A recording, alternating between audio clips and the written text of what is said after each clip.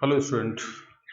तो पिछली क्लास के अंदर तक हम लोगों ने मोल को निकालना, मोल से रिलेटेड कुछ और बातें, साथ ही साथ गैसियस स्टेट के बारे में या किसी गैस के बारे में कुछ इंफॉर्मेशन हम लोगों ने पढ़ी थी। और गैस से रिलेटेड कुछ क्वेश्चंस कैसे आपके सामने आएंगे उसके बारे में कुछ बात बता चुका हूँ आपको। ठीक है, आज हम एक दूसरे नए टॉपिक पे बात करने जा रहे हैं और इसकी ज़रूरत क्यों पड़ी इस पे भी बात करेंगे। तो आपने देखा होगा कि बहुत सारे ऐसे भी एलिमेंट आपको दिखते हैं जहाँ पे आइसोटोप्स की बात की जाती है। आपने आइसोटोप्स के बारे में सुना है। आइसोटर्म का जो मतलब होता है वो एक तरीके से इक्वल से आप रिलेट कर सकते हैं। तो आइसोटोप्स आप की अगर डेफिनेशन की बात करें तो आप ऐसे बहुत सारे एलिमेंट होंगे जिनके दो different atomic number atomic mass होंगे, different atomic mass, but atomic number same होता है। तो ऐसे बहुत सारे एलिमेंट्स के बारे में बात करूंगा मैं, और उसके बाद फिर हम एवरेज एटॉमिक मास पे भी आएंगे। तो आइसोटोप्स का मतलब यहाँ पे क्या है कि बहुत सारे एलिमेंट आप देखोगे ऐसे होंगे जिनमें मान लीजिए एक एक्स पार्ट है और इसी एटम की बात कर रहे हैं, यहाँ भी एक्स है, तो सिमिलर एटम होंगे, एटॉमिक नंबर कॉमन होगा जेड और जेड, बट जो एटॉमिक मास होगा वो A1 या A2 डिफरेंट होंगे। ठीक है, डिफरेंट एटॉमिक मास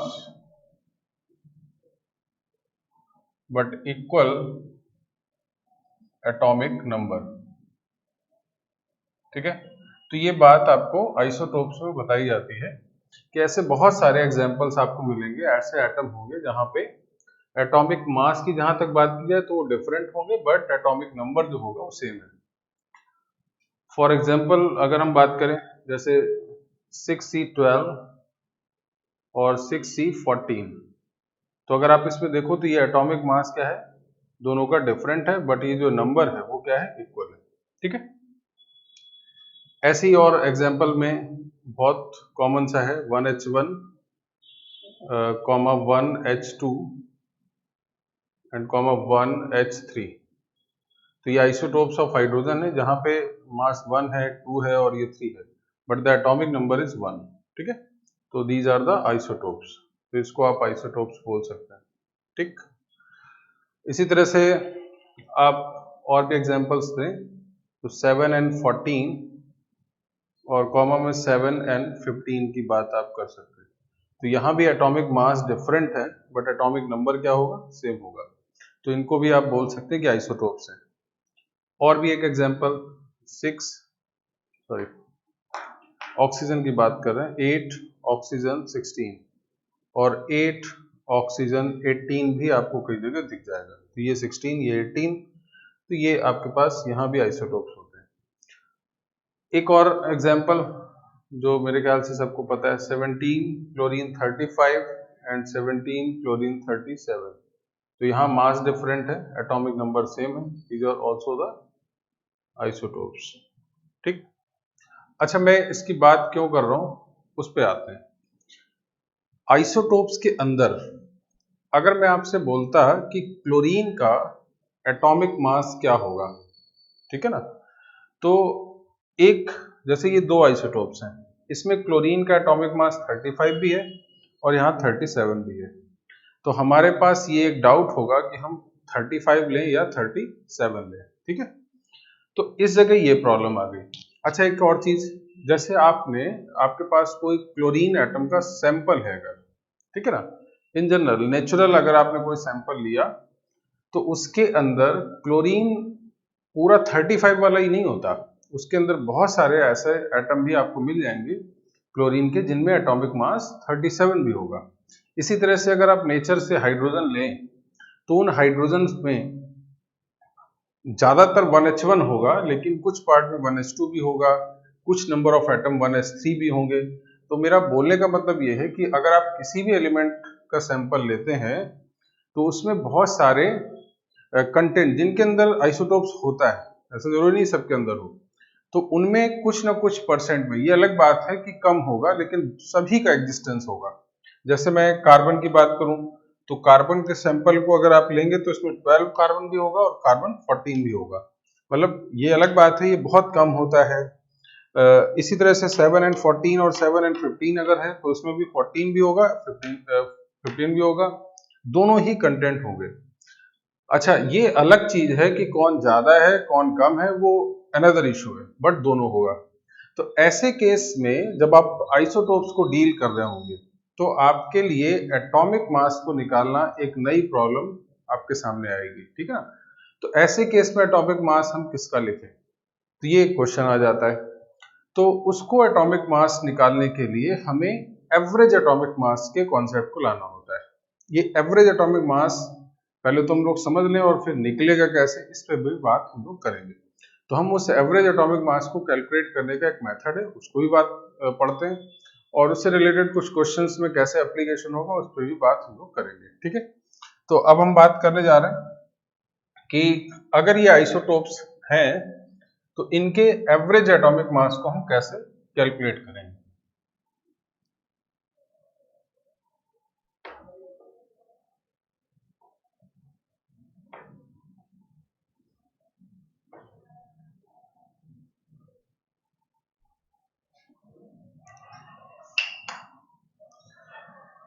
तो यहाँ पे हम बात कर रहे हैं एवरेज एटॉमिक मास की। तो इसको कैसे रिलेट किया गया है उसको भी समझ लिया जाए। कैलकुलेट करने का एक फॉर्मूला क्या बना दिया गया, जैसे मान लीजिए हमारे पास एक सैंपल है किसी एक एलिमेंट के और उसके डिफरेंट आइसोटोप्स हैं, और एक आइसोटोप जिसमें मान लीजिए x को मैंने यहाँ पे मान लिया, और इसका एक आइसोटोप है जिसमें ए m1 है, मास जो है वो m1 है, z तो कॉमन होगा सब में। ऐसे ही एक m2 हो गया, और ऐसे ही मान लीजिए और भी आप लगातार बढ़ा सकते हैं, तो हम लोग जनरल एक टर्म मान रहे हैं m3 हो गया। यानी डिफरेंट एटॉमिक मास पे से बहुत सारे एलिमेंट लिख सकते हैं आपको। लेकिन साथ ही साथ आपसे बोला गया कि इस पूरे मिक्सर के अंदर जो नंबर ऑफ एटम होंगे, ये क्या है, इसका let number of atom present in sample. तो मान के चलते हम लोग ये x1 है, ये मोल परसेंटेज के फॉर्म में मान लीजिए, और ये x2 है और ये x3 है, और डेट आप ऑन कर सकते हैं। मतलब ये है कि आपके पास एक सैंपल मैंने ले लिया जिसमें 3 आइसोटोप्स हैं, 3 से ज्यादा भी हो सकते हैं, मैंने मैक्सिमम ले लिया अभी 3। अब 3 में तीनों का मास अलग अलग होगा, एक का मान लेते हैं m1, दूसरे का m2, तीसरे का m3।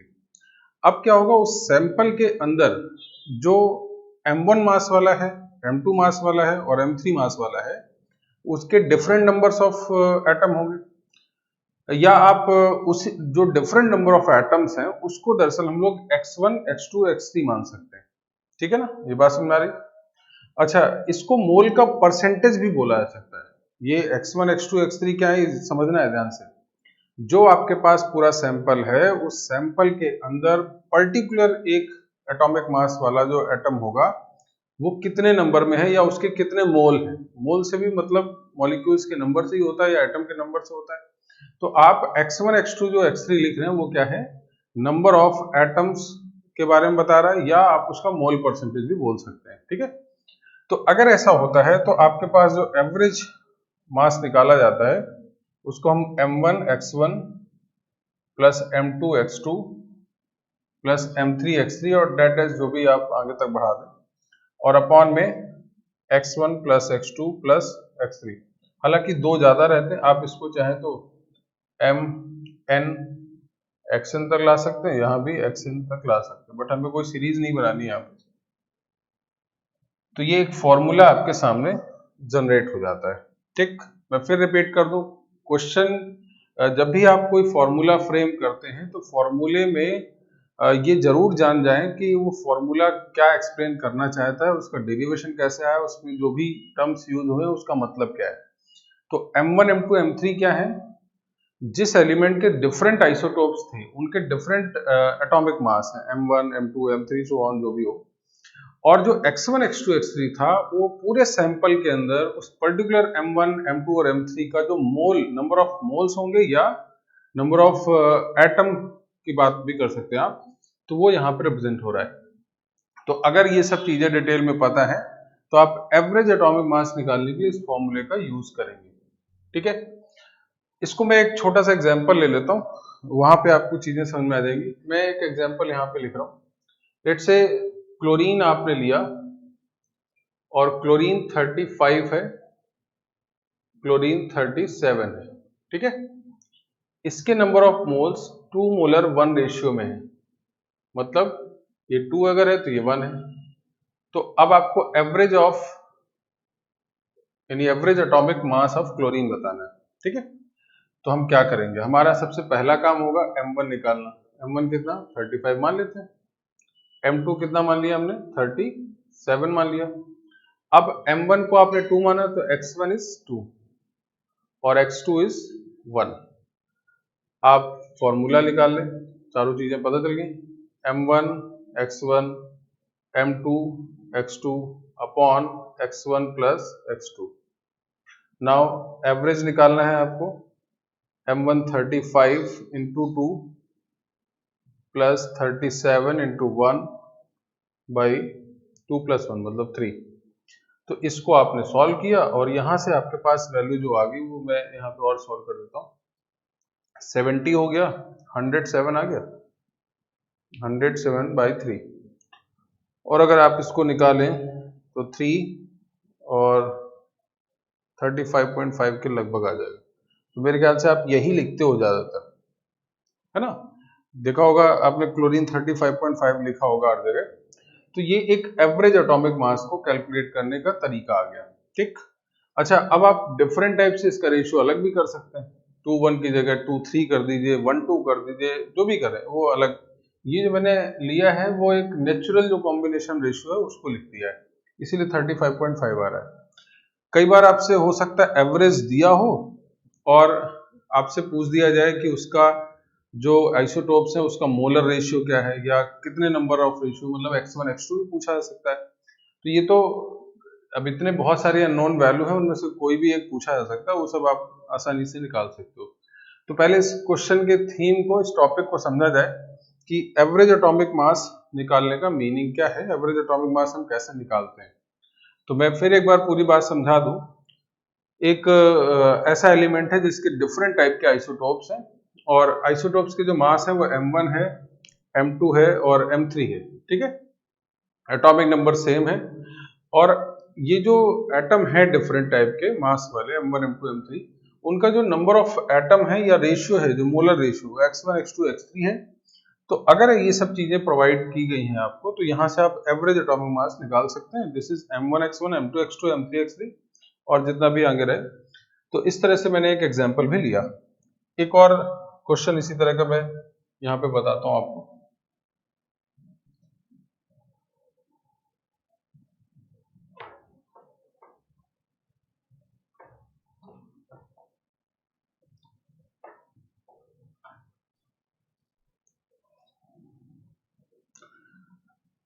इसी तरह से अगर मान लीजिए मैं आपसे क्वेश्चन बोलता कि 6C12 है और 6C14 है, ठीक है ना, इसको आपने 3 मोलर रेशियो 2 में ले लिया, तो आप इसका एवरेज बता दीजिए। तो निकाल सकते हैं इसमें मेरे ख्याल से। दिस इज m1 कितना हो गया 12, m2 कितना हो गया 14, x1 कितना हो गया 3, x2 कितना हो गया 2। तो मॉलिक्यूलर मास ऑफ एवरेज आप निकालेंगे तो m1 x1 plus m2 x2 upon x1 plus x2। तो this is 12, x1 is 3 plus 14 into 2 by 3 plus 2। तो यहाँ से आप मॉलिक्यूलर मास ऑफ एवरेज निकाल सकते हैं। ठीक, तो इस तरह से आप बहुत सारे क्वेश्चन को रिलेट कर सकते हैं, इसमें कोई बड़ा इशू नहीं दिखेगा आपको। अब इस तरह के बहुत सारे क्वेश्चन को हम लोग रिलेट कर सकते हैं। तो इस तरह से हम लोगों ने एक एवरेज एटॉमिक मास निकालना सीख लिया और साथ ही साथ जो कुछ एग्जांपल्स मैंने लिए जैसे कि कार्बन 12 और 14 को लेकर, या क्लोरीन को भी लेकर हम लोगों ने एग्जाम्पल लिया। अब उसमें से कोई भी वैल्यू आपसे पूछी जा सकती है, वो आप फॉर्मूला कॉन्सेप्ट को यूज करेंगे और इससे आंसर निकालेंगे। एक और खास बात यहाँ पे समझ लीजिए कि जैसे हम लोग एवरेज एटॉमिक मास की बात करते हैं, ऐसे ही एवरेज मॉलिक्यूलर मास भी आप निकालेंगे। मेरी बात फिर समझिएगा, जिस तरह से एटॉमिक मास आप एवरेज निकाल लेते हैं, उसी तरह से एवरेज मॉलिक्यूलर मास भी निकाला जा सकता है। और उसमें करना क्या है, हमें बिल्कुल सेम बात है, कुछ भी चेंज नहीं करना है। बट एक मैं बात आपको यहाँ पे ऐड करके बताता हूँ। जैसे मान लीजिए हमारे पास दो गैसें हैं, तो कोई भी दो सब्सटेंस है। मान लीजिए हमारे पास एक्स गैस है, दूसरी वाई गैस है, और दोनों को आपने इसके अंदर फिलअप कर रखा है, या ए भी मान लें आप, वो ज्यादा बेटर होगा। तो एक ए गैस है, दूसरा बी गैस था, और ये कंटेनर के अंदर फिलअप है। ठीक, अब मान लीजिए इस गैस का मॉलिक्यूलर मास ए होगा, M of A, M of B आ गया। और जो गैस ए है उसका मोलर रेशियो मान लेते हैं x1 है या xa है, और इसका मोलर रेशियो xb है। ये मोलर रेशियो है, इस बात को ध्यान रखिएगा, मोलर रेशियो या नंबर ऑफ मॉलिक्यूल है ना।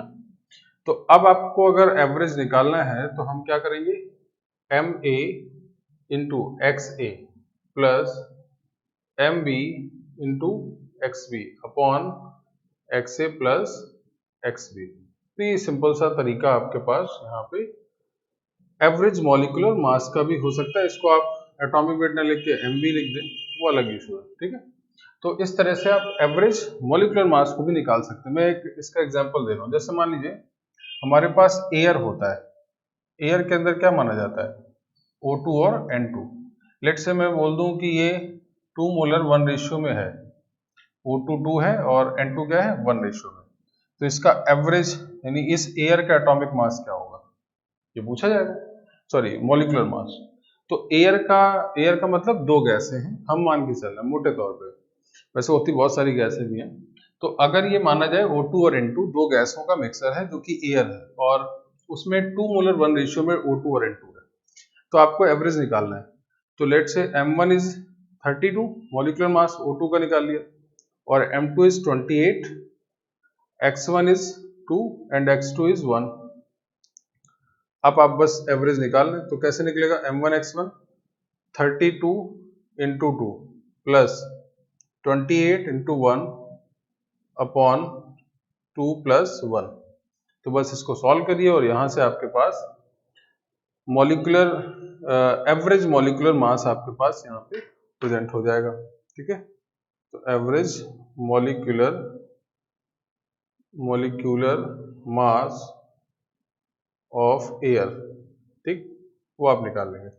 तो ये बिल्कुल पैरेलल ये भी काम करता है। अब इन सब क्वेश्चंस पे बेस्ड एक असाइनमेंट आपको है, तीसरा थर्ड असाइनमेंट में आई थिंक उसी के क्वेश्चन है। तो उनमें से मैं कुछ स्पेसिफिक क्वेश्चन आपको यहाँ पे डिस्कस करूंगा, बाकी क्वेश्चन आप करेंगे, फिर डाउट पूछेंगे आप। बट मैं कुछ स्पेसिफिक क्वेश्चन यहाँ पे इस असाइनमेंट से ही ले लेता हूँ, जो इसी पे बेस्ड है, इस टॉपिक पे बेस्ड है। तो असाइनमेंट थर्ड में जो स्पेसिफिक क्वेश्चन है इस पे बेस्ड, उसके बारे में बताता हूँ आपको। जैसे पहला ही एक क्वेश्चन है, और अच्छा क्वेश्चन है।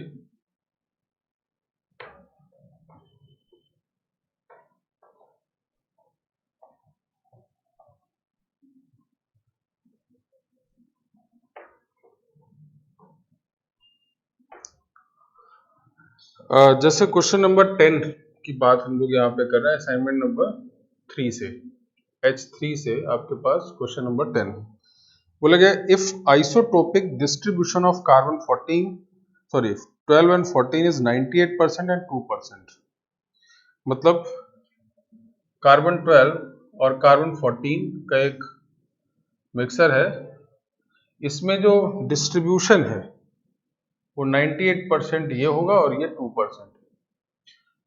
अच्छा, डिस्ट्रीब्यूशन का मतलब 98, ये अगर ये टोटल 100 है तो उसमें 98 ये होंगे और 2 कार्बन 14 होगा। एक बात बहुत क्लियर आप समझ लीजिए, जब ये बात बोली जाती है कि distribution of the percentage of atom, तो ये मोल का परसेंटेज है या नंबर ऑफ एटम का परसेंटेज है। आप नंबर ऑफ एटम का परसेंटेज का मतलब ही आप x1 x2 समझेंगे, ये बात ध्यान रखिएगा। कतई ये आप मास का परसेंटेज मत मान लीजिएगा। जैसे मान लीजिए ये ऐसा नहीं कि ये टोटल मास मान लीजिए 100 है तो उसमें से आप 98 ग्राम ये लिख दें और 2 ग्राम ये लिख दें, तो ये मास का परसेंटेज नहीं होता। ये जो डिस्ट्रीब्यूशन की बात की जाती है वो डिस्ट्रीब्यूशन किसका होगा, नंबर ऑफ कार्बन 14 या नंबर ऑफ कार्बन 12। क्लियर बात, या मोल्स ऑफ आप बोल सकते हैं, मोल्स ऑफ कार्बन 12 या मोल्स ऑफ कार्बन 14। मास पे नहीं करेंगे। तो ये बात यहाँ पे x1 हो गया ये, और ये हो गया x2। ठीक है, तो तुरंत आप m1 इज 12 मान लें और m2 इज 14 मान लें, ये मान लीजिए। अब क्वेश्चन क्या है, पहले मैं उस पर आता हूं। आपसे क्वेश्चन ये बोला गया, then the number of carbon 14 atoms in 12 gram of carbon. अब इससे अलग हटकर आपके पास एक 12 ग्राम कार्बन है।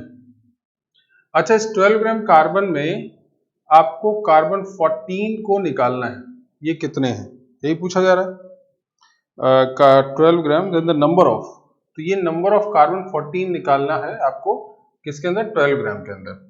तो चलिए इस पे हम आते हैं। अब एक बात जरा समझिएगा, अगर ये सीधे सीधे 12 ग्राम में अगर मास का परसेंटेज होता है तो आप सीधे 2% निकाल देते इसका, तो आपको ऐसे ही सीधे ग्राम आ जाता, मोल आ जाते।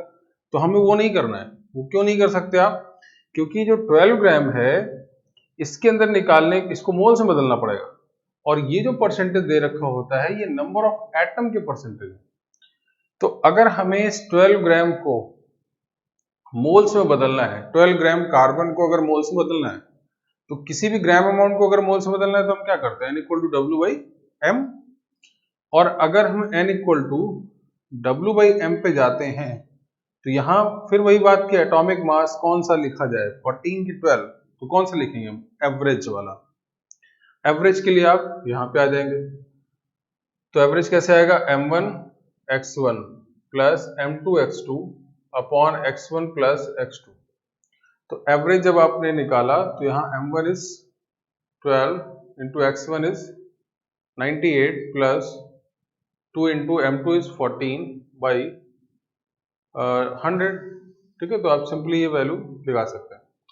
अब ये जो एवरेज आया वो आप यहाँ पे मोल्स निकाल लीजिए, मोल्स ऑफ कार्बन कैसे आया, क्या करेंगे हम लोग, W कितना है 12 ग्राम, W अपॉन ये पूरी वैल्यू आपको सॉल्व मल्टीप्लाई सब आपको करना होगा 28 और डिवाइड बाई 100, तो ये ऊपर आ जाएगा। तो ये क्या आ गया, मोल्स ऑफ कार्बन। अच्छा, इसी में अगर एटम ऑफ कार्बन निकालना होता तो Na, समझ आई बात। और ये जो एटम ऑफ कार्बन आ गए इसमें अभी total number of carbon atom जो है इसका 2% ही तो होगा कार्बन 14।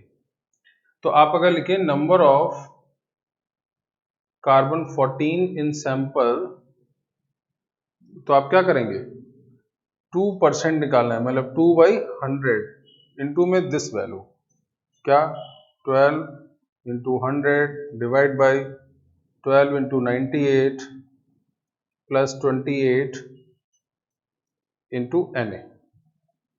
ठीक, तो ये आपके पास आंसर होगा। तो इस तरह से इस क्वेश्चन पे आप मूव कर सकते हैं। अब मैं एक छोटी सी इसमें मिस्टेक है वो बता देता हूं आपको। दरअसल जो सॉल्यूशन किया गया है, जहां से भी ये क्वेश्चन लिया गया है सोर्स में, इसी 12 ग्राम पे सीधा 2% निकाल के क्वेश्चन को कन्वर्ट कर दिया गया है, और चारों ऑप्शन भी उसी से मैच करता हुआ आपको नजर आ रहा है, जो कि कॉन्सेप्चुअली बहुत बड़ी एरर है, वो गलत है, वो सही नहीं है। वो तब सही होता है जब आप अपने से ही मान ले रहे हैं कि ये 98% और 2% मास का परसेंटेज है, जबकि मास का परसेंटेज नहीं होता, ये एटम का परसेंटेज होगा। तो ये बात ध्यान रखिए, आपको इस मेथड से ही इसका सोल्यूशन निकालना है, ना कि ऑप्शन के मैच कराने के चक्कर में आप गलत भी कर दो। तो ये अच्छा क्वेश्चन है, इसलिए मैंने इसको यहाँ पे ब्रीफ किया है। और जब आप डायरेक्टली ऐसे सॉल्व कर देंगे अगर, तो उससे मैच कर रहा है, तो किसी तरह से गलत तरीके से सॉल्व हो गया है, बट आपको पूरे मेथड में कहीं कोई चेंजेस नहीं लाना है। ठीक है, तो इस क्वेश्चन को इसलिए मैंने यहाँ पे डिस्कस कर दिया। इसी तरह से इसके अंदर एक दो क्वेश्चन और हैं जिस पे मैं बात करूंगा, तो उस पर भी आ जाए, उस पर बात करते हैं। जैसे क्वेश्चन नंबर 13 है, उस पर बात करूंगा मैं।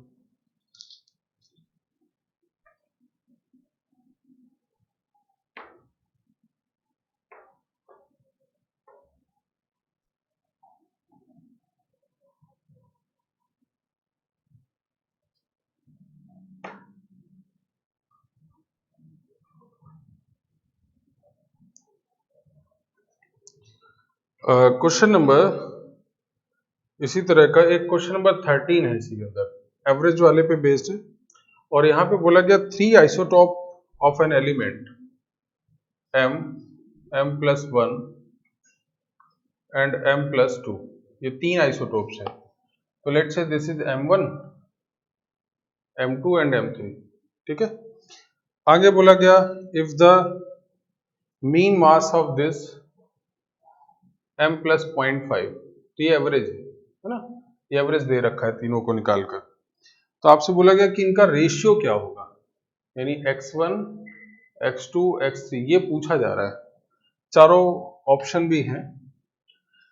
अच्छा, जब भी आप क्वेश्चन कर रहे हो तो यहाँ पे और कोई ऑप्शन तो है नहीं, आपके पास एक ही काम है, तो आप पहले उस चीज को अप्लाई करना स्टार्ट कर दें। एवरेज कैसे निकलेगा, m1 x1 plus m2 x2 plus m3 x3 upon x1 plus x2 plus x3। Average आपको दे दिया गया है m+0.5 is equal to m1 कितना है m, x1 निकालना है आपको, m2 कितना है m+1, और यहाँ पे x2 प्लस m3 कितना है m+2 और फिर x3 आ गया, और आप नीचे क्या ला रहे हैं x1 plus x2 plus x3। आप इसको सॉल्व कर लेते हैं, जरा इजिएस्ट बनाए, मैं इधर मल्टीप्लाई कर देता हूँ।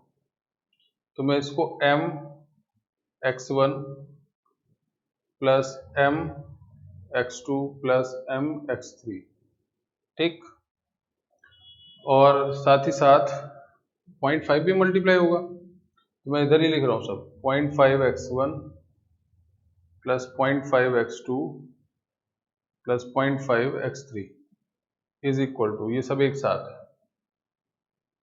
और इधर क्या आ गया, इधर आ गया m x1 plus m x2 plus m, ठीक है, और यहाँ पे आ गया plus m x3 plus 2x3, clear. ये यहाँ से आप इसको अलग रखिएगा। अब ये यहाँ से, ये इधर और ये इधर, इधर भी आप तीनों कैंसिल कर देंगे। मैथमेटिक्स है, इसमें कुछ अलग नहीं खास, और कुछ तो इसमें मेरे ख्याल से प्रॉब्लम है नहीं इसमें। अच्छा, इसके अलावा अब आपको क्या करना है, m है अभी, ठीक है ना, तो ये m मेरे ख्याल से कैंसिल हो रहा होगा कहीं, तो इसको भी देख लिया जाए। तो 0.5 mx1 ये x कहाँ से आया, अच्छा mx2 प्लस x2 आएगा, सॉरी, है ना। चलिए, तो अब आपके पास ये आधा यानी 0.5 x1 है, इधर x1 कितना है, एक भी नहीं, इधर x2 है, ये भी सब तो बदल दिया जाए, फाइनली इक्वेशन क्या आ जाएगा 0.5 x1, ये तो ऐसे ही रहेगा, ठीक। इधर 0.5 x2 है और इधर क्या है x2 है, तो ये उधर ले जाते हैं, तो माइनस का 0.5 x2 ये भी आ जाएगा, ठीक है। और इधर 0.5 x3 है, इधर 2 है, तो इधर जाएगा तो माइनस का 1.5 x3 आ जाएगा, is equal to 0।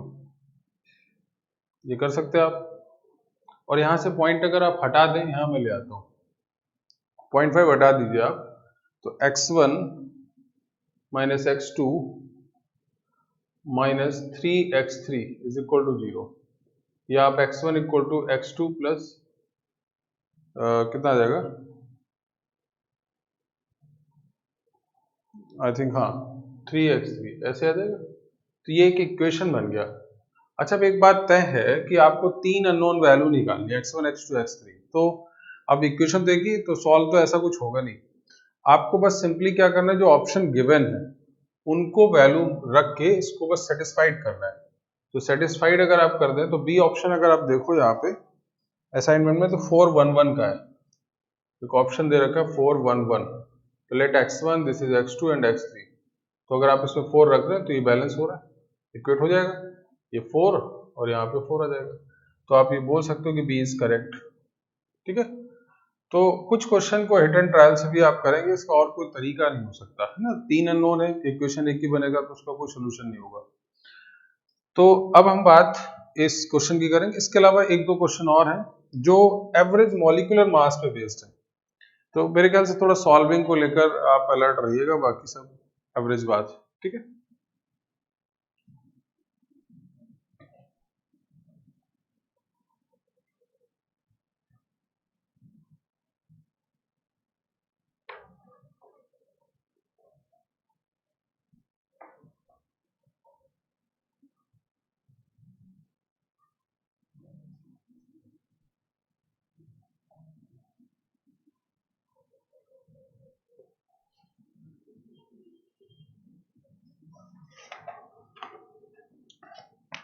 Molecular mass जो एवरेज आता है उस पे भी एक क्वेश्चन है, अच्छा क्वेश्चन है, उसको मैं यहाँ पे डिस्कस करता हूँ।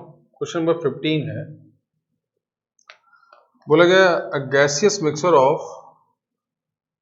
एक गैसियस मिक्सचर है H2 एंड CO2 का, कंटेन्स 66% मास, ये बात ध्यान रखिएगा,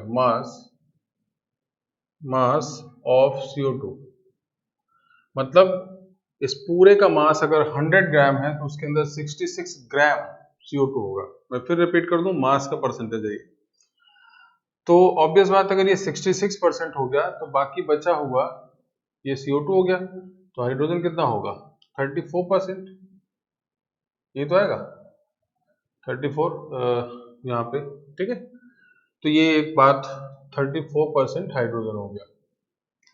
अच्छा, आगे आपसे बोला गया था vapour density of the mixer, vapour density of mixer, ये क्या होगा? अच्छा, वेपर डेंसिटी मिक्सर का निकालना मतलब मॉलिक्यूलर मास अगर आप निकाल दें, मॉलिक्यूलर मास ऑफ मिक्सर, और इसको अगर आप डिवाइड कर दें तो यहां से ये आपके पास सोल्यूशन आ जाएगा। ठीक है, तो मॉलिक्यूलर मास आपको निकालना है और वो एवरेज होगा। तो कुछ नया नहीं खास, बट एक बात यहाँ पे समझिएगा, हमारे पास वही तरीका है, हम average atomic mass, average molecular mass, उन्हीं सब के फॉर्मूले अप्लाई करें। Let's say m1 is H2 को मैं मान लेता हूँ तो 2 लिख देता हूँ, और m2 हम मान लेते हैं 44 CO2 के लिए। ठीक है, तो एक हो गया m1, एक m2 हो गया। अब जरा x1 और x2 पे जरा ध्यान देते हैं लोग, तो क्या हम लोग ये जो 34 या 66 लिखा है, क्या ये डायरेक्ट लिख दें x1 x2? नहीं, वो मास का परसेंटेज, इस बात को ध्यान रखिएगा। तो हमें जो x1 दे रखा है वो 34% दे रखा है, तो हम इसको क्या करें, divide by molecular mass of H2 यानी 2, इसको डिवाइड कर दें और यहाँ पे 66 अपॉन 44 कर दें। तो ये जो डिवाइड जब आप कर देंगे तो ये अब x1 x2 हो जाएगा, मतलब ये मोल्स हो गए। फिर मेरी बात समझ आ रही है आपको? तो इसको आपको बस, ये एक नया चेंजेस है। अब जैसे आपने इसमें कन्वर्ट कर लिया, फिर आपके पास formula m1 x1 plus m2 x2 upon x1 plus x2, simple सा तरीका है। आप m1 x1 एवरेज पहले निकालिए, m1 कितना हो गया 2, x1 कितना है 34/2, तो वैसे ही यहाँ पे गायब हो जाएगा, प्लस m2 कितना हो गया 44 इंटू x2 क्या है 66 अपॉन 44, ये वैसे ही कैंसिल होना है, बट आप कॉन्सेप्ट को इधर उधर मत करिएगा। x1 plus x2 that means 34/2 plus 66/44, clear? ये आपके पास, आप इसको और अगर सॉल्व करें, molecular mass of average equal to 34 plus 66, ये तो 100 आ ही गया, अपॉन यहाँ पे 34/2 प्लस 66/44, ये जो वैल्यू है। अब इस मॉलिक्यूलर मास में आपको वेपर डेंसिटी निकालना था, तो आप क्या करोगे, इसी में 2 को डिवाइड कर दीजिए, तो आप इसको जब सॉल्व करेंगे तो आपको एवरेज जो मॉलिक्यूलर मास होगा H2 और CO2 का, वो आपको निकल के सामने आ जाएगा। ठीक, तो एक तो ये काम आपको ध्यान देना था, बस इसमें एक ही चेंज था, जो मास में दे रखा है उसको आपको मोल्स में बदलना होगा, इस बात को थोड़ा ध्यान रखना है, ठीक है। इसी तरह के एक दो क्वेश्चन पे और बात कर सकता हूँ मैं, एक क्वेश्चन और करते हैं, उसके बाद फिर हम एक अगले छोटे से टॉपिक पे आएंगे।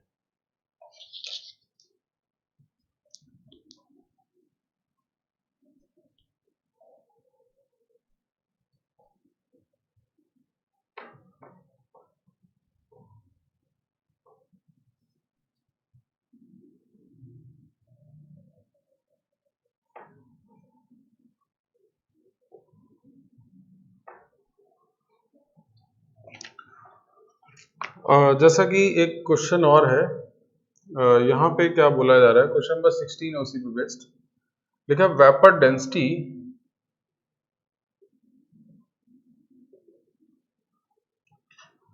ऑफ ए मिक्सर, आपके पास एक NO2 और N2O4 दोनों का मिक्सर है, ठीक है, और इन दोनों का जो मिक्सर है उसमें वेपर डेंसिटी दे रखा है 38.3। तो अगर ये वेपर डेंसिटी दे रखा है तो मॉलिक्यूलर वेट भी आप तुरंत निकाल लेंगे, 2 इंटू 38.3, तो यहाँ से मॉलिक्यूलर वेट आपका आ गया, तो ये एवरेज होगा, ठीक है, क्योंकि ये दोनों का मिक्सर है।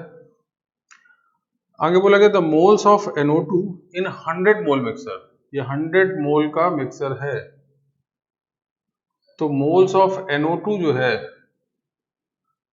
वो आपसे शायद पूछा जा रहा है, तो इसमें तो कोई प्रॉब्लम ही नहीं, हम तो मोल्स में ही लेंगे ना।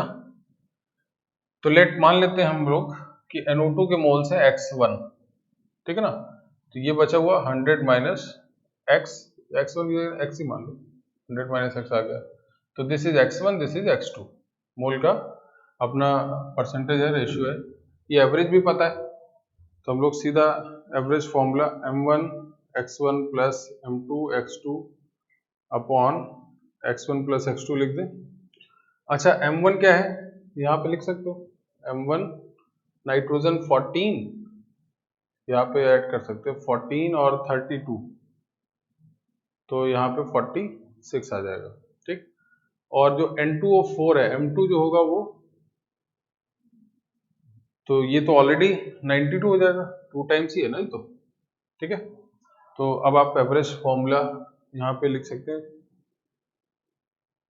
2 into 38.3 is equal to M1 is 46 into x1 is x, निकालना है आपको ये वैल्यू, और M2 कितना हो गया 92, x2 कितना हो गया 100 minus x upon x1 plus x2 is 100। तो सिंपल सा बस इस इक्वेशन को आप सॉल्व करिए, यहाँ से x की वैल्यू निकाल लीजिए, जो x की वैल्यू होगी वो डायरेक्टली ये मोल्स आ जाएंगे, ठीक। तो इस तरह के भी बेसिक क्वेश्चन है, आपको और भी कुछ क्वेश्चन हैं उनको हम लोग करेंगे। तो हम लोगों ने एक जो छोटा सा टॉपिक पढ़ा जिसमें एवरेज एटॉमिक मास की बात हो रही, एवरेज मॉलिक्यूलर मास की बात हो रही, तो वो हम लोग कैसे कैलकुलेट करते हैं, और सबसे पहली चीज इसकी जरूरत क्यों पड़ी। तो ये जरूरत उस कारण से आपको पड़ी कि अगर आइसोटोप्स के फॉर्म में आपके पास एटम होते हैं तो उस केस में आप एटॉमिक मास कैसे लिखेंगे, तो वो हमेशा एवरेज निकाला जाता है, ठीक है। तो अच्छा, अब हम लोग एक और छोटे से नए टॉपिक पे आते हैं जिस पे बात करते हैं, तो वो अगले टॉपिक, अब इस असाइनमेंट्स में तो आप क्वेश्चन कंप्लीट करेंगे, मैं एक अगले छोटे से टॉपिक पे और बात करूंगा।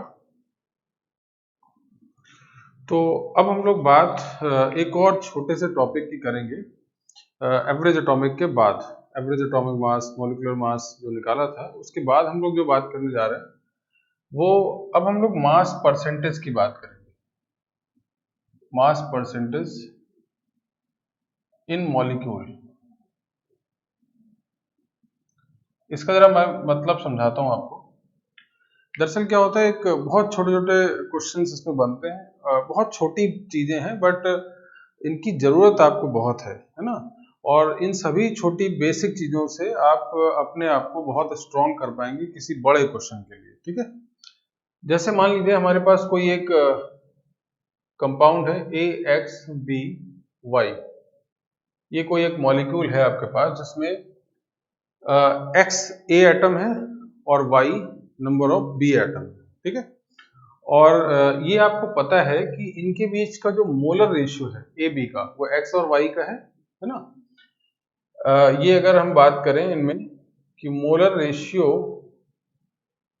ऑफ ए एंड बी, तो ये जो आपके पास यहाँ पे एक्स और वाई होगा, ये मोलर रेशियो होता है। फॉर एग्जाम्पल जैसे मान लीजिए मैंने NaCl लिखा, तो यहाँ 1 और 1 रहता है, तो ये जो सोडियम और क्लोरीन का जो मोलर रेशियो है वो आप समझते हैं 1:1 है, उसमें कोई प्रॉब्लम नहीं, ये मेरे ख्याल से सबको पता है। इसी तरह से और भी एग्जांपल, जैसे मैं अगर SO2 लिखता, तो आप ये बोल सकते हो कि यहाँ सल्फर और ऑक्सीजन का जो मोलर रेशियो है वो क्या है, 1:2। तो ये सब आसान बात है। अब हम इसके आगे एक बात कर रहे हैं, हम बात कर रहे हैं मास परसेंटेज ऑफ, यानी mass percentage of atom in molecule. इसको जरा समझिएगा, मतलब सीधा ये है कि अगर मैं इस पूरे मॉलिक्यूल के अंदर आपसे पूछता ए का मास परसेंटेज क्या है, बात समझिएगा, ए का मास परसेंटेज क्या है, तो उसको हम कैसे कैलकुलेट करेंगे। सिंपल सी बात है कि अगर दो एटम को मिलाकर आपने कोई मॉलिक्यूल बनाया है, ठीक है ना, और उस मॉलिक्यूल का टोटल मास पता है, मैं मास की बात कर रहा हूं, और उसमें से पर्टिकुलर ए का मास निकालना है, परसेंटेज निकालना है, तो आपको क्या आना चाहिए, परसेंटेज निकालना बहुत आसान काम है। टोटल जो मास है उसमें से उस पर्टिकुलर का मास है, ये आपको अगर दोनों चीजें पता है, तो जिसका आप परसेंटेज निकालना चाहते हैं उस पे टोटल को डिवाइड कर दीजिए, इनटू 100 लिख दीजिए, ये मास का परसेंटेज है। सिंपल सी बात है। ऐसे आप समझ लीजिए, जैसे मैं अगर बात बोलूं कि टोटल आपके फैमिली में, घर में कोई चीज 1000 ग्राम आ गई, मतलब 1 kg आ गए, 1000 ग्राम आ गए, और आपको अगर 200 ग्राम मिलना है, तो आपको परसेंटेज कितना हो गया, तो 200 डिवाइड बाई 1000 इंटू 100, तो सिंपल सा आपको परसेंटेज आ जाएगा। तो यहां हम परसेंटेज ऑफ ए अगर निकालना चाहते हैं, परसेंटेज ऑफ ए, तो आप क्या करेंगे, दरअसल एक्स एटम है ये, तो x into atomic mass of A, ठीक है ना, और अपॉन में क्या लिखेंगे, x times of atomic weight of A, या मास लिख दें, एक ही बात है, plus y times of atomic weight of B, और इंटू 100, यही तो करना है हमें। तो ये सिंपल सा फॉर्मूला आपके सामने यहाँ पे बन जाता है। अच्छा, एक और बात, ये जो वैल्यू आपने लिखी है ये क्या है, ये अल्टीमेटली आप molecular weight of AX BY भी तो बता सकते हैं, क्यों भाई, यही तो बोला जा सकता है। ये हम क्या कर रहे हैं, पर्टिकुलर जितने एटम होंगे ए के, उसका मास लिख दिया गया, अपॉन में टोटल मॉलिक्यूलर मास, मतलब टोटल का। तो आप इस हिसाब से परसेंटेज ऑफ ए निकाल लेंगे, और बी अगर निकालना है तो Y times of atomic mass of B upon molecular weight, या आप इसको निकाल चुके हो तो 100 से माइनस कर दीजिए, क्योंकि दो ही एटम तो है ना। तो ये तो मैथमेटिकल बात है। तो ये एक सिंपल सा तरीका है मास के परसेंटेज को देखने का। अच्छा, मैं एक एग्जांपल देता हूं, उससे आप बेहतर समझेंगे।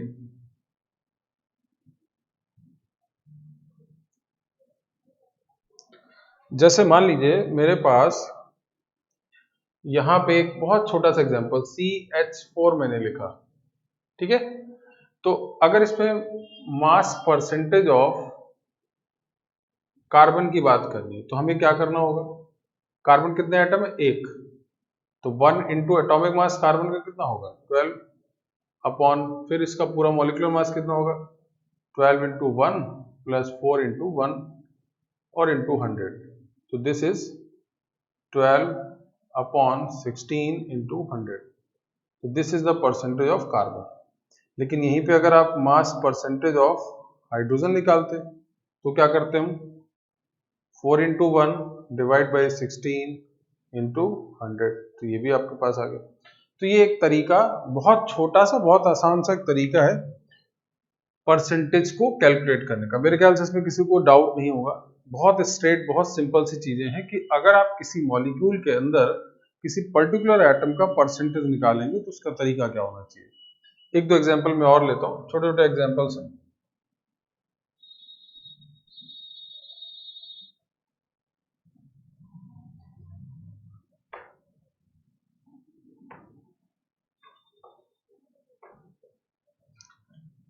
इसी तरह से मैं एक एग्जांपल लिख रहा हूं C6H12O6।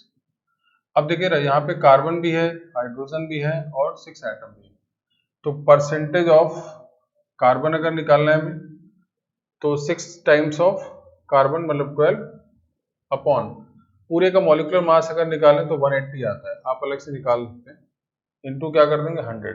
तो ये परसेंटेज ऑफ कार्बन आ गया।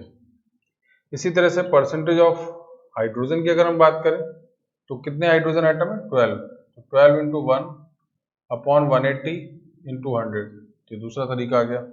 इसी तरह से परसेंटेज ऑफ ऑक्सीजन की अगर हम बात करें तो क्या होगा 6 इंटू 16 डिवाइड बाई 180 इंटू 100। तो इस तरह से आप तीनों के परसेंटेज यहाँ पे निकाल सकते हो, बहुत आसान तरीका है। तो कुल मिला के आप किसी भी मॉलिक्यूल के अंदर अगर एटॉमिक परसेंटेज, एटम का मास परसेंटेज निकाल रहे हैं तो उसका एक बहुत स्ट्रेट सा तरीका ये होगा। ठीक, एक और छोटा सा क्वेश्चन हम लोग निकाल दें। जैसे मैंने लिखा NH2CONH2, this is the urea, आप में से शायद सबको पता हो। आप अगर देखें तो इसमें 2 नाइट्रोजन है, 4 हाइड्रोजन है और 1 कार्बन, 1 ऑक्सीजन। तो मैं सबका परसेंटेज निकाल लूं। सबसे पहले मैं नाइट्रोजन का निकाल लूं तो क्या करना होगा 2 टाइम्स ऑफ नाइट्रोजन का कितना 14 डिवाइड बाई सबका पूरे का जो मॉलिक्यूलर मास आता है वो आई थिंक 60 आता है इंटू 100, निकाल लीजिए। 2 नाइट्रोजन है तो 14 इंटू 28 हो गया, प्लस 4 हो गया, 4 हाइड्रोजन है, फिर 12 हो गया, फिर 16 हो गया। तो इन सबको अगर आप ऐड करो तो 16 16 32 32 28 60 आ गया। ठीक है, तो ये सिंपल सा नाइट्रोजन का परसेंटेज आ गया। इसी तरह से परसेंटेज ऑफ कार्बन अगर आपको निकालना हुआ इसमें तो 1 एटम है, 12 इंटू 1 डिवाइड बाई 60 इंटू 100। आपको परसेंटेज ऑफ ऑक्सीजन चाहिए तो 16 इंटू 1 डिवाइड बाई 60 इंटू 100। ये बहुत आसान सा है, इसमें कुछ नया नहीं आप कर रहे हैं, बहुत बड़ा काम नहीं कर रहे। 4 इंटू 1 डिवाइड बाई 60 इंटू 100। तो इस तरह से आप किसी भी मॉलिक्यूल के अंदर किसी एटम का मास परसेंटेज कैलकुलेट कर सकते हैं। तो ये एक सिंपल सा तरीका हो गया। अब मैं इसकी जरूरत क्या है, ये बहुत बड़ा टॉपिक तो है ही नहीं, इस पे क्वेश्चन तो सीधा आएगा नहीं, है ना, बहुत आसान सी चीज है। बट इसमें एक बात हम लोग कर सकते हैं और वो बात क्या है, मैं उस पर आगे बढ़ता हूं।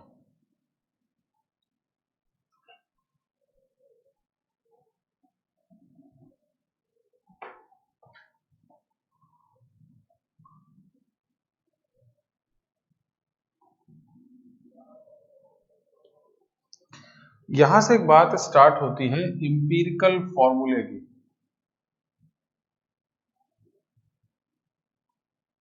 हालांकि आप में से बहुत सारे लोगों ने इंपीरिकल फॉर्मूला पढ़ा है, बहुत अच्छे से समझा है। तो अब हम कहाँ जा रहे हैं पहले उसको समझिए। अगर अभी हम लोग क्या कर रहे हैं कि एक मॉलिक्यूल दिया है और उससे आप मास परसेंटेज किसी एटम का निकाल रहे हैं। हम इसमें रिवर्स जाने की कोशिश करते हैं, मतलब आपको परसेंटेज दे रखा होगा एटम का और उससे हम लोग एक मॉलिक्यूलर फॉर्मूले की तरफ बढ़ना चाहते हैं, हम मॉलिक्यूलर फॉर्मूला बनाना चाहते हैं। तो मॉलिक्यूलर फॉर्मूला तो नहीं बनता है, लेकिन एक रेशियो वाला, एक लीस्ट मॉलिक्यूलर मास वाला फॉर्मूला बनता है जिसको हम लोग इंपीरिकल फॉर्मूला बोलते हैं। एक तरीके से आप बोल सकते हैं डमी टाइप का मॉलिक्यूलर फॉर्मूला बना सकते हैं, है ना। तो इसका तरीका क्या है, हम रिवर्स में बात कर रहे होंगे, हमें परसेंटेज पता होंगे किसी मॉलिक्यूल के अंदर और उन परसेंटेज से हमें क्या करना होगा, एक फॉर्मूला बनाना है, मोलर रेशियो वाला एटम का फॉर्मूला बनाना है। तो कैसे कैसे हमें एक तरीका बताएगा, मैं उस पर बात करता हूँ। तो कैसे हम लोग उसको बनाना है पहले उस पर बात कर रहे हैं। लेट से हम लोग एक काम कर रहे हैं, हम मान रहे हैं कि CX और HY मतलब कोई एक मैं एक तो दोबारा से बोल रहा हूँ, एक कोई फॉर्मूला आपने लिया जिसमें कार्बन और हाइड्रोजन है केवल, ठीक, ये दो ही एटम है, मैं दो का एक एग्जांपल ले रहा हूँ, और इनका मान लीजिए कार्बन का परसेंटेज है x% और हाइड्रोजन का इसमें परसेंटेज है y%, ये परसेंटेज दे दी गई, मास परसेंटेज है, इस बात को ध्यान रखिएगा, ठीक है। तो इससे हमें कैसे एम्पिरिकल फॉर्मूले तक पहुंचना है उसका एक तरीका है। वो तरीका क्या है, उसमें आप टेबल बनाते हैं, सबसे पहले कार्बन और हाइड्रोजन, यहाँ मैंने एटम लिख दिया, ठीक है, जो भी जितने एटम होंगे, अगर 3 होते तो यहाँ नीचे और लिखा। इसके अलावा इसका परसेंटेज लिख देना है, एक टेबल तो हम लोगों ने बनाई रखी, दूसरा यहाँ क्या करना है, परसेंटेज लिख देना है, मास परसेंटेज, ठीक है। तो हमारे पास x है और यहाँ पे y है, ठीक, यहाँ हमें क्या लिख देना है, एटम लिख देना है, ये टेबल बना रहे हैं हम लोग। अब इसके बाद तीसरा काम क्या करना है, हम लोग यहाँ पे इस टेबल में जो परसेंटेज दिया है, percentage divide by atomic weight, ये रेशियो निकालना है। कैसे, मतलब x अपॉन कार्बन का एटॉमिक मास 12, तो हम 12 लिख देंगे, और यहाँ पे y अपॉन हम कितना लिख देंगे, 1। क्लियर बात, ये 3 स्टेप हो गए, 3 आपने बना ली। अब क्या होगा, ये जो रेशियो आएगा, अब हमें तो पता नहीं x y कौन है, तो ये जो रेशियो इन दोनों की वैल्यू आएंगी, ये दोनों वैल्यू आ रही है ना, मान लेते हैं हम कोई एक वैल्यू आ रही, मान लीजिए P आ गई और यहाँ Q आ गया, ठीक, तो जो मिनिमम वैल्यू आएगी इन दोनों में से, इसको ध्यान रखिएगा, इन दोनों के डिवाइड करने के बाद मान लेते हैं मैं P बनाया, यहाँ क्या आ गया Q, तो जो मिनिमम वैल्यू आएगी, मान के हम लोग चल रहे हैं P is less than Q, है ना, तो जो मिनिमम वैल्यू होगी उसको आप दोबारा से डिवाइड करेंगे, ठीक है। तो मैं एक फिर इसके बाद इसको मैं यहाँ लिख देता हूँ, PQ आया, ये P आया और ये Q आया। तो अब जो हम लोग रेशियो निकाल रहे हैं, अब जो टेबल बनाएंगे वो क्या आएगा जो भी वैल्यू है, जो P है, जो वैल्यू आ गई उसमें मिनिमम वैल्यू को डिवाइड कर देना है। तो जैसे मान लीजिए मैंने P को ही मिनिमम माना है, तो इसके P में ही P आ जाएगा, और यहाँ क्या होगा, Q में P डिवाइड करोगे, करेंगे आप, तो इस तरह से फाइनली ये वैल्यू क्या आएगी, 1। अच्छा, ये अप्रॉक्सीमेट वैल्यू रखी जाती है, और ये भी वैल्यू कोई अप्रॉक्सीमेट ही आएगी। अब यहां तक आपको बस फाइनल जाना है। अब फाइनली आप क्या करोगे, जो ये वैल्यू आएगी उतने ही आपको ये एटम लिख देने, मतलब C1 लिख देंगे, यहाँ 1 आया, और ये जो H होगा वो कितना आएगा, H Q बाई P, कोई वैल्यू आएगी। तो इस तरह से आप एक एक इंपीरिकल फॉर्मूला आप यहाँ पे बना पाएंगे। बात समझ आ गई कि नहीं? तो ये एक सिंपल सा तरीका आपको यहाँ पे फॉलो करना है। तो हमने कैसे किया है वो जरा समझ लीजिए, ठीक। अब मैं इसका एक एग्जांपल भी देता हूँ, मैं फिर एक बार रिपीट कर देता हूँ। पहले तो आपको मैंने मान के अपने से लिया है कि कार्बन और हाइड्रोजन से कंबाइंड होकर एक कोई कंपाउंड बन रहा है, उसमें से कार्बन का परसेंटेज है x और y H का परसेंटेज जो है मास का वो y% है। आप इसके लिए टेबल बनाते हैं, क्या करते हैं, एटम लिख दिया गया, दूसरे में मास परसेंटेज लिख दिया। अब आप थर्ड रो में परसेंटेज जो मास है उस पर एटॉमिक वेट को डिवाइड करें, तो x/12 आ गया, यहाँ पे y/1 आ गया, ठीक। अब इनके डिवाइड करने से मान लीजिए P आ गया, और यहाँ से डिवाइड करने के बाद Q आ गया। अब P और Q में आप ये चेक करेंगे कि कौन मिनिमम वैल्यू है, जो कम होगा, हम मान के चल रहे हैं P कम है, तो उसी वैल्यू को आप इनके रिजल्टेंट से डिवाइड करेंगे, यानी P/P और यहाँ पे Q/P। अब जो ये डिवाइड करने के बाद जो वैल्यू आ रही है, अप्रोक्सीमेट इंटीजर में ही लिखेगा, 1 यहाँ है और यहाँ तो कुछ आएगा, अभी पता नहीं है, ये जो वैल्यू आएंगी उतने ही आपको कार्बन लिख देने और इतने ही हाइड्रोजन लिख देने, तो ये फॉर्मूला बन गया, ठीक। जैसे मान लीजिए ये रेशियो आ जाता 2, तो आप C1H2 लिख देते, ये रेशियो अगर 3 आता तो आप C1H3 लिख देते, या 4 आ जाता तो CH4 लिख देते। तो ये इस तरह से आप इंपिरिकल फॉर्मूला बनाएंगे, ठीक। अच्छा, एक चीज और, इसी पे थोड़ा सा हम लोग और आगे बढ़ेंगे। ये इंपिरिकल फॉर्मूला है, या आप इसको बोल सकते हैं lowest molecular formula, lowest molecular weight आपको यहां से निकल के आ जाएगा, मतलब जो मिनिमम। अब क्या होता है, बहुत सारे मॉलिक्यूल्स का मॉलिक्यूलर फॉर्मूला, मॉलिक्यूलर वेट आपको दे दिया जाएगा, ठीक है। अब इंपिरिकल फॉर्मूला से मॉलिक्यूलर फॉर्मूले में जाने के लिए, मॉलिक्यूलर फॉर्मूले में आपको पहुंचने के लिए दरअसल इसी इंपिरिकल फॉर्मूले में एक पर्टिकुलर n नंबर को आप मल्टीप्लाई कर देते हैं, तो ये आपके पास इंपिरिकल फॉर्मूले से क्या आ जाता है, मॉलिक्यूलर फॉर्मूला आसानी से आ जाता है। इस बात को मैं फिर समझा दूं, आप यहां तक तो बहुत आसानी से पहुंच गए। इसके बाद ये मॉलिक्यूलर फॉर्मूला नहीं है, इसके मॉलिक्यूलर फॉर्मूला में पहुंचने के लिए हम लोगों ने एक फॉर्मूला क्या पढ़ा है, molecular formula is equal to empirical formula और होल n। अब ये n क्या है, ये n दरअसल मॉलिक्यूलर वेट अपॉन इस तरह से जो इंपिरिकल फॉर्मूला आता है और उसमें जो वेट आएगा इसका, यानी इंपिरिकल वेट, ये जो रेशियो आएगा वो जितना भी आए, मान लीजिए 2 आ गया तो आप इसमें ट्वाइस कर देंगे, पूरा फॉर्मूला 2 टाइम्स हो जाएगा। अगर n की वैल्यू 3 आ जाए तो 3 टाइम्स हो जाएगा। तो इस तरह से आप पूरे क्वेश्चन को करते हैं और मास परसेंटेज से आप दोबारा उसी मॉलिक्यूलर फॉर्मूले पे पहुंच जाते हैं। हमने दो चीजें, पहले मैंने आपको क्या बताया कि मॉलिक्यूलर फॉर्मूला है तो उससे परसेंटेज ऑफ एटम कैसे निकाला जाएगा, और अब हम लोग दूसरी बात कर रहे हैं। हमें दरअसल ज्यादा इंपॉर्टेंट बात यही करनी है, वो वाला पार्ट तो आपके लिए आसान है। अब मैं एक छोटा सा एग्जांपल देता हूं यहाँ पे।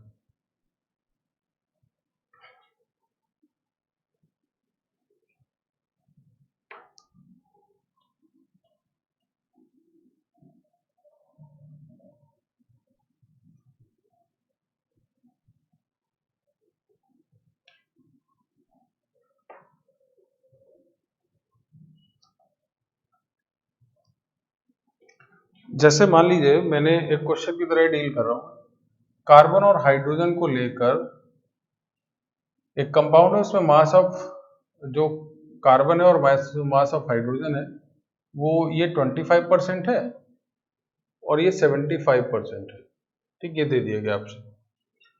और अब हम लोग क्या कर रहे हैं, आपसे बोला ही जा रहा है कि हम इसका इंपिरिकल फॉर्मूला बनाना चाहते हैं, ठीक है। तो हमारे पास कार्बन है, हाइड्रोजन है, पहले तो एटम लिख दिया। अब ये 75% है और यहाँ पे ये 25% है हमारा। इसके बाद क्या होता है, 75 डिवाइड बाई 12 एटॉमिक मास, इसी तरह से 25 डिवाइड बाई 1 ये लिख दिया हम लोगों ने। समझ में आ रहा है?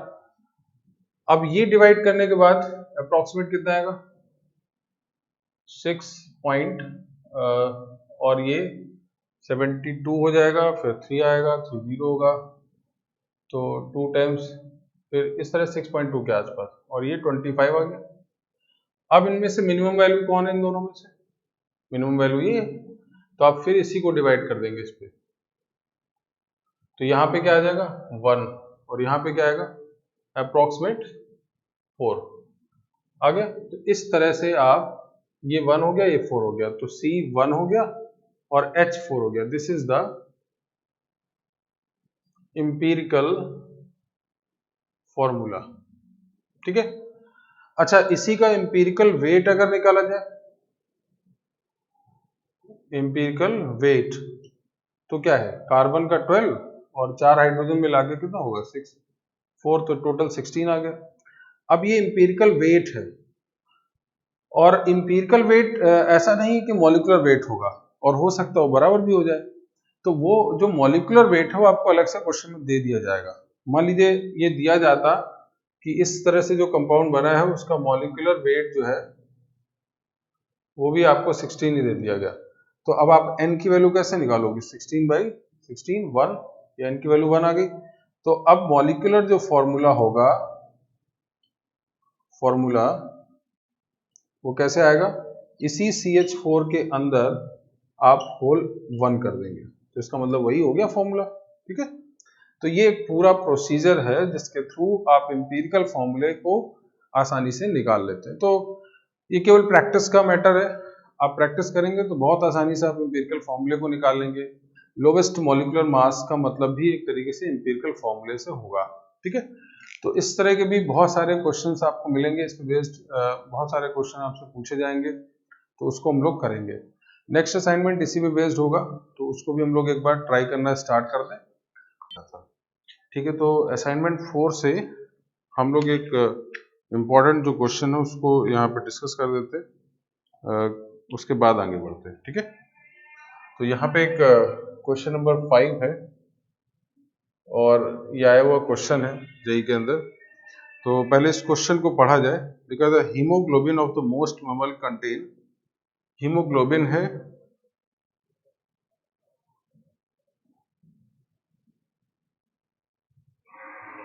आप सब हीमोग्लोबिन से परिचित हैं और ये सभी के अंदर एग्जिस्ट करता है, तो बताया गया आपको। अब इसके अंदर 0.33% आयरन बाई मास होगा, है ना। तो अगर इस की बात करें तो बाई परसेंट आयरन का जो मास है वो 0.33% है। The molecular mass of the haemoglobin, molecular जो मास है वो हीमोग्लोबिन का है 67200। ठीक है, आगे बोला गया the number of ion, number of iron atom in each molecule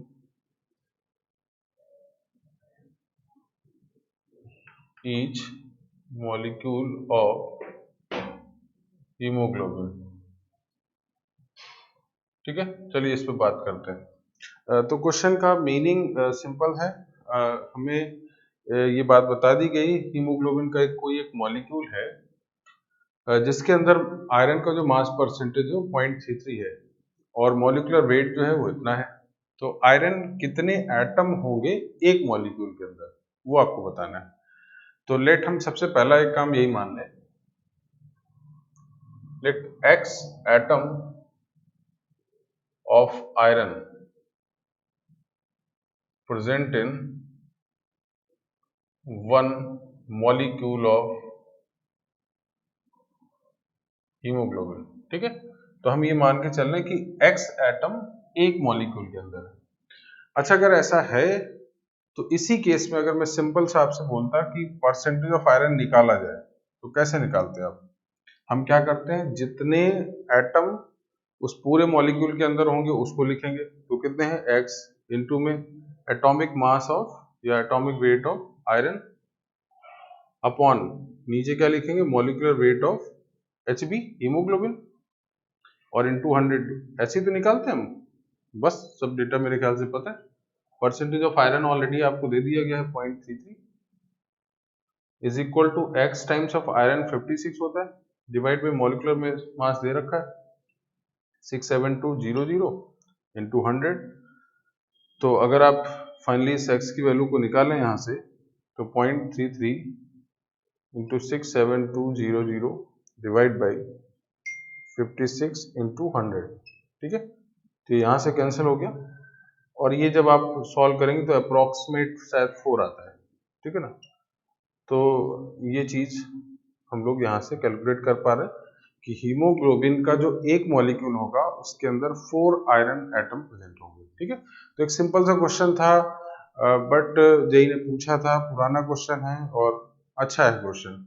ये एक ऐसा एग्जाम्पल है जिससे आप परसेंटेज से रिलेटेड जो भी थ्योरी आपने पढ़ी है उसको काफी कुछ अच्छे से आप समझ पाएंगे। ठीक है ना, तो एक तो ये बात, इसी तरह के कुछ और क्वेश्चन है मैं उस पर भी बात करूंगा, तो इसको आप अच्छे से समझ लीजिएगा। और सेंटेंस जो बोले जा रहे हैं क्वेश्चन के अंदर वो आपको समझना ज्यादा इंपॉर्टेंट है। ठीक है, तो एक और अगले क्वेश्चन पे हम आते हैं इस पे और फिर हम एक नए टॉपिक पे इंटर करेंगे।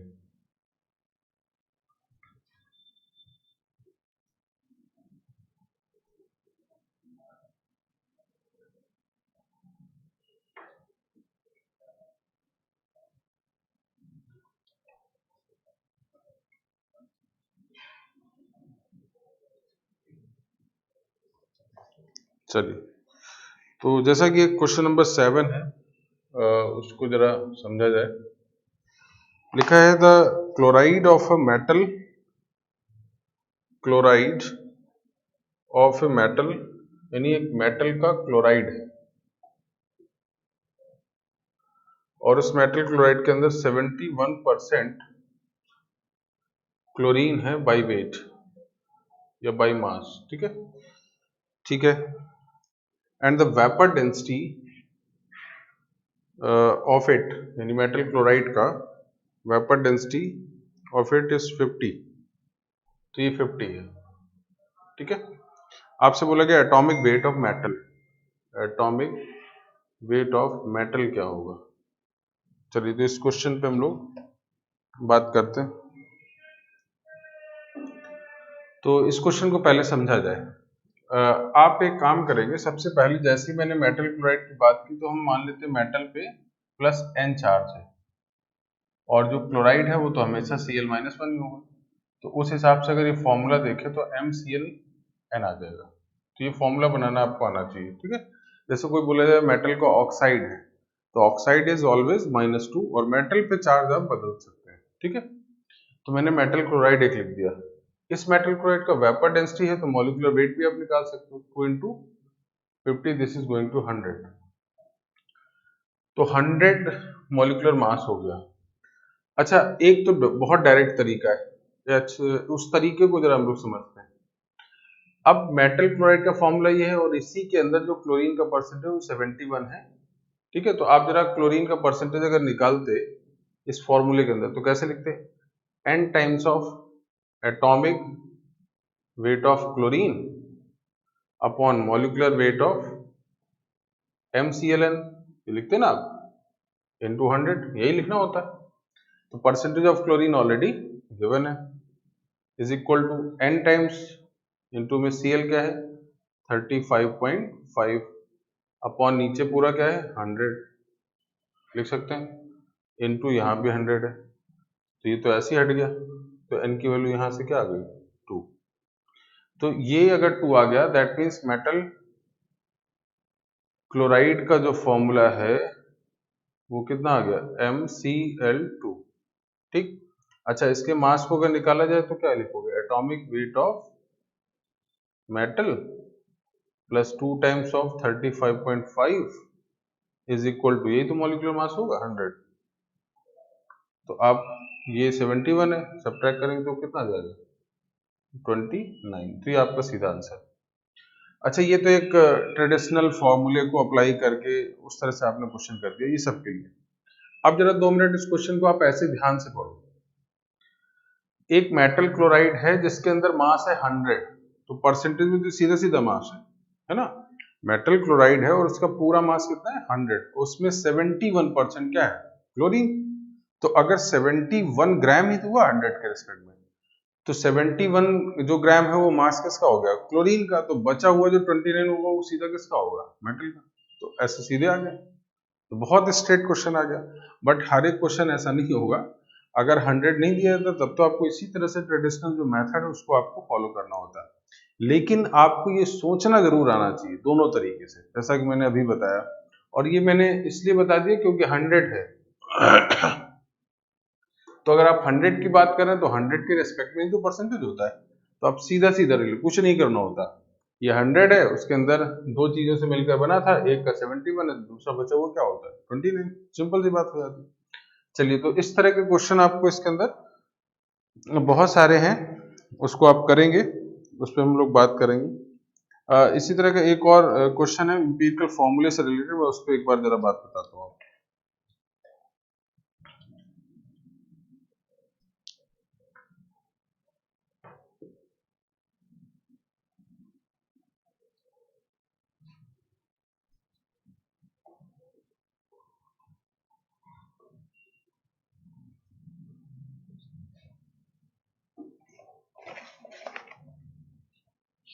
यहाँ पे क्वेश्चन नंबर 9 है, उसमें बोला गया empirical formula of the compound.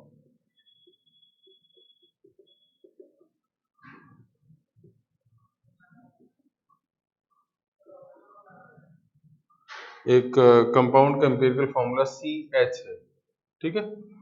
आगे लिखा है इट्स मॉलिक्यूलर वेट इज 78, ये भी ठीक है।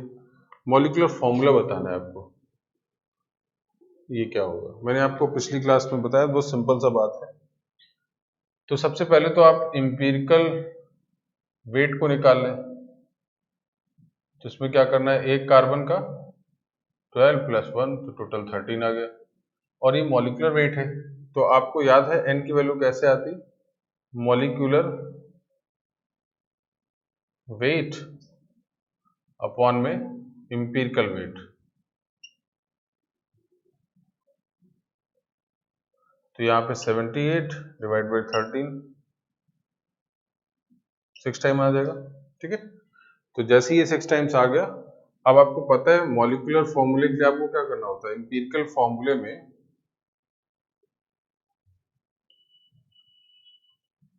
होल n करना होगा। तो ये अगर CH है तो यहाँ पे 6 टाइम्स आ जाएगा, यानी फॉर्मूला आपके पास C6H6 आ जाएगा। ठीक, तो ये आपके लिए आंसर होगा। तो छोटे छोटे एप्लीकेशन है, बहुत बेसिक क्वेश्चन भी है, बट इसके अलावा एक क्वेश्चन ऑक्साइड वाला है अगला क्वेश्चन वो मैं एक बार यहाँ पे बता देता हूँ। तो ये एक सिंपल सा पार्ट था, आपके पास एक एम्पिरिकल फॉर्मूला दे दिया गया है, मॉलिक्यूलर वेट भी इसका दे दिया गया है 78। एम्पिरिकल वेट आप निकाल सकते हो 12 + 1 13, तो n की वैल्यू आप निकाल सकते हैं। कैसे निकालेंगे, मॉलिक्यूलर वेट में एम्पिरिकल वेट को आप डिवाइड कर दिए, ये 6 वैल्यू आ गई, और फिर जैसा कि आपको पता है उससे आप मॉलिक्यूलर फॉर्मूला निकाल सकते हैं। ठीक है,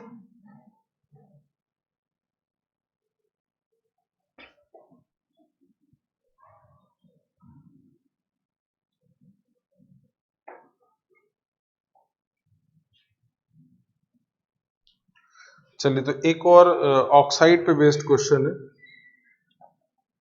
क्वेश्चन नंबर 10 है, और ये क्या एक्सप्लेन करता है, बोला है an oxide of metal, an oxide of metal,